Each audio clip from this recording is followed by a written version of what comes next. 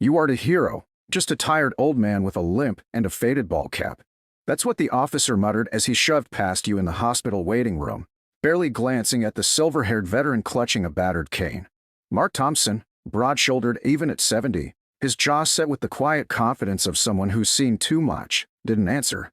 He just stared at the photograph in his wallet, his daughter Emily, smiling in her ROTC uniform, her arm draped over his shoulders.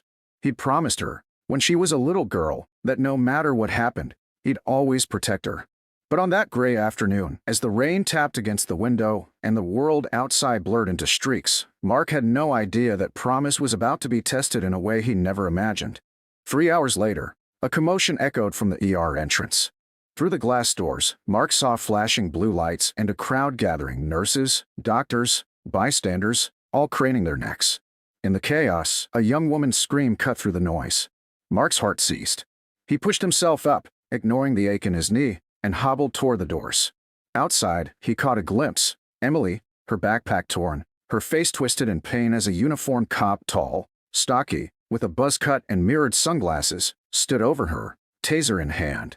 The officer's lips curled in a sneer as he barked orders at the gathering crowd, but no one moved. No one helped. And that's when Mark's world narrowed to a single point: his daughter, helpless on the pavement, and the man who'd put her there. He didn't shout. He didn't threaten. He simply stepped forward, his cane tapping a steady rhythm, his eyes locked on the officers.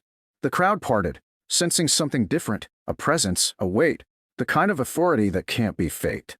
The kind earned in deserts and jungles, and places most people only see in movies. Mark didn't need to announce who he was. He just needed to act. If you believe that a father's duty doesn't end when the uniform comes off, if you know that respect for service should extend to every family, then like and subscribe, because this story is for you. It's about what happens when the people we trust to protect us forget who they're really serving, and what it means when a veteran stands up, not just for his country, but for his own flesh and blood. Mark's hands trembled, not with fear, but with the memory of every oath he'd ever taken. He could see the fear in Emily's eyes, the confusion, the betrayal. She'd grown up hearing about honor, about courage, about standing out for what's right. And now, in the cold rain, she was learning what it meant to be vulnerable, even in her own hometown. The officer, still bristling with authority, turned to Mark and scoffed. "Step back, old man. This doesn't concern you." But Mark didn't move. He planted his cane, squared his shoulders, and spoke in a voice that carried across the parking lot. "That's my daughter. And you're going to answer for what you've done." The crowd grew silent. Phones came out, recording every second. Some recognized Mark, the veteran who'd organized the Memorial Day parades, who'd spoken at the high school about sacrifice and service. Others just saw a father, desperate and determined. The officer hesitated, suddenly aware that he was no longer in control. Mark's presence shifted the balance, reminding everyone that authority isn't just a badge or a uniform, it's earned, every day, and the choices we make. As the rain fell harder, Mark knelt beside Emily, checking her pulse, whispering words of comfort. He looked up at the officer, his eyes cold and steady. "You made a mistake, son," he said quietly. "And now, you're going to have to answer for it." The officer's bravado faltered. For the first time, he seemed to realize who he was dealing with, not just an old man, but a leader, a protector, a veteran who'd faced far worse than a rainy afternoon and a badge with too much power. In those 9 minutes, as sirens wailed in the distance and the crowd pressed closer, Mark did what he'd always done. He stood his ground. Not with violence, but with dignity. Not with threats, but with truth. And in that moment, the world shifted. The officer, once so sure of himself, found his authority slipping away. The crowd, once passive, found their voices. And Mark, once dismissed as just another old soldier, became something more, a symbol of what it means to fight for justice, not just on the battlefield, but at home. What happened next would change everything, not just for Mark and Emily, but for everyone who witnessed it. Because sometimes, the greatest battles are fought not with weapons, but with courage. And sometimes, the people we overlook are the ones who remind us what it means to stand up for what's right. The rain kept falling, a relentless drumbeat on the hospital's awning, as Mark knelt beside Emily, shielding her from the worst of the downpour and the crowd's stares. The chaos that had erupted moments before now simmered in a tense hush, everyone waiting to see what would happen next. Mark's presence, calm but unyielding, seemed to anchor the scene. Emily, still trembling from the shock, clung to his arm. Her eyes, wide with pain and confusion, searched his face for answers he didn't yet have. The cop who tossed her, Officer Grady, his name tag gleaming even in the rain, stood a few feet away, jaw clenched, arms folded defensively. His authority, so absolute a moment ago, now flickered uncertainly beneath the weight of 100 silent witnesses and a father's unwavering stare. The crowd, once passive, had grown bolder. Some muttered angrily, others raised their phones higher, capturing every second.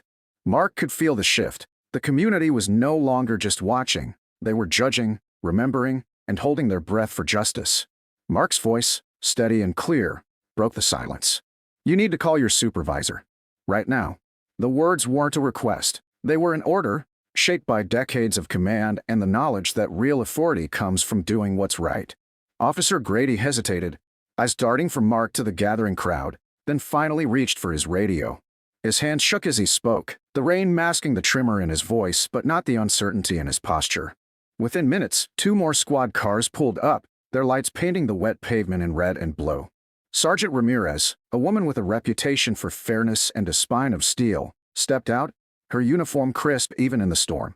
She took in the scene with a single, sweeping glance. Mark kneeling with his daughter, the officer standing rigid, the crowd pressing in.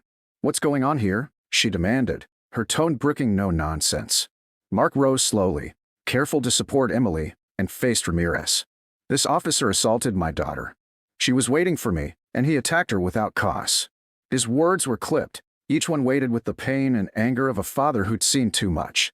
Emily's voice was a whisper, but she managed. "I didn't do anything. I just wanted to go home." Sergeant Ramirez turned to Officer Grady, who began to stammer about suspicious behavior and failure to comply. But before he could finish, a nurse in scrubs stepped forward, her voice trembling with outrage. "I saw everything.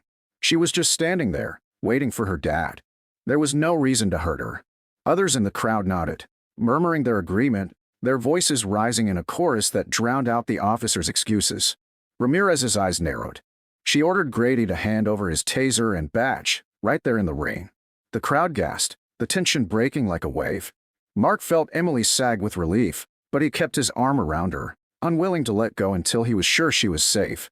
The officer, stripped of his authority, looked smaller somehow, just a man, exposed and vulnerable before the truth. As paramedics arrived to check on Emily, Mark addressed the crowd, his voice carrying over the rain and sirens. "We don't ask for special treatment. We just want justice for our families, for everyone. No one should be afraid of those sworn to protect us." His words struck a chord, echoing in the hearts of everyone who'd gathered. Some wiped away tears, others nodded solemnly, and a few stepped forward to offer their support. Inside the hospital, as Emily was examined, Mark sat quietly by her side, his hand never leaving hers. He watched the doctors work, his mind replaying every moment, every decision. The fear and anger lingered, but beneath them was a deeper resolve, a determination to see this through, not just for Emily, but for everyone who'd ever been powerless in the face of authority gone wrong. Outside, the story was already spreading. Social media lit up with videos and photos, hashtags demanding accountability. News vans began to arrive, reporters eager for a statement.